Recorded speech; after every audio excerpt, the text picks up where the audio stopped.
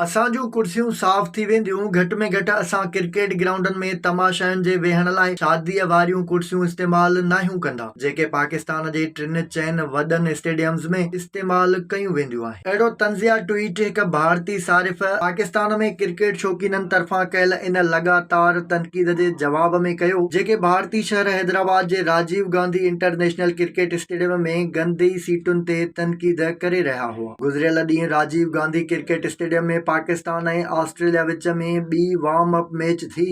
Match दौरान cricket तजज़िये निगार ऐं commentator Venkatesh तरफ़ां समाजी राबतनि जी वेबसाइट एक्स ते स्टेडियम में तमाशाइनि जे वेहण लाइ लॻायल सीटुनि जूं कुझु तस्वीरूं शेयर कयूं। तस्वीरुनि में ज़बून हाल कुर्सियुनि ते पखियुनि जूं विठूं पिणु नज़र अची रहियूं हुयूं। तस्वीरुनि सां गॾु वेंकटेश लिखियो त राजीव गांधी स्टेडियम में घणो कुझु नाहे बदिलियो, कुझु ज़ाहिरी शोशे खां पोइ तमाशाइनि जो ख़्यालु नाहे रखियो वियो। ॿिए पासे इन हवाले सां BCCI तरफ़ां फ़िलहाल को मौक़िफ़ साम्हूं नाहे आयो, जॾहिं त तस्वीरूं साम्हूं अचण खां पोइ सोशल मीडिया ते हिकु नओं बहस छिड़ी वियो आहे। उन्हनि तस्वीरुनि ते रद्दमल जे जवाब में पंहिंजे ट्वीट में वज़ाहत कंदे वेंकटेश चयो त स्टेडियम में कुझु स्टैंड्स में सीटुनि जी ख़राब हालत ते मुंहिंजूं ट्वीट वायरल थियूं आहिनि ऐं मुल्क खां ॿाहिरि कुझु माण्हू उन्हनि तस्वीरुनि खे बुनियाद बणाए फ़ाइदो हासिल करण जी कोशिश करे रहिया आहिनि। हुन ॿुधायो त हिन मैदान ते आलमी कप खां अॻु नयूं सीटूं लॻायूं वयूं हुयूं, पर स्टेडियम में रुॻो वेस्टर्न टेरिस में लॻल पुराणियूं सीटूं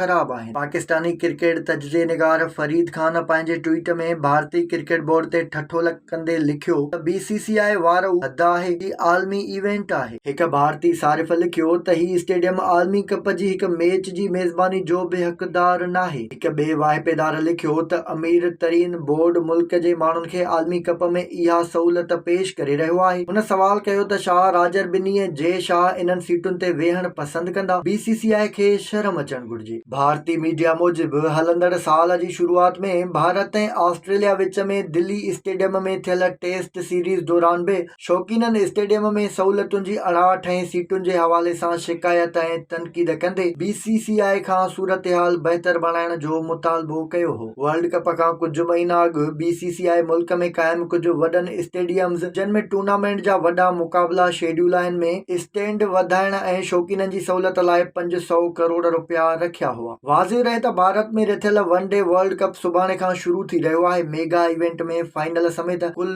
46 मैचूं 12 मुख़्तलिफ़ शहरनि में खेॾियूं वेंदियूं।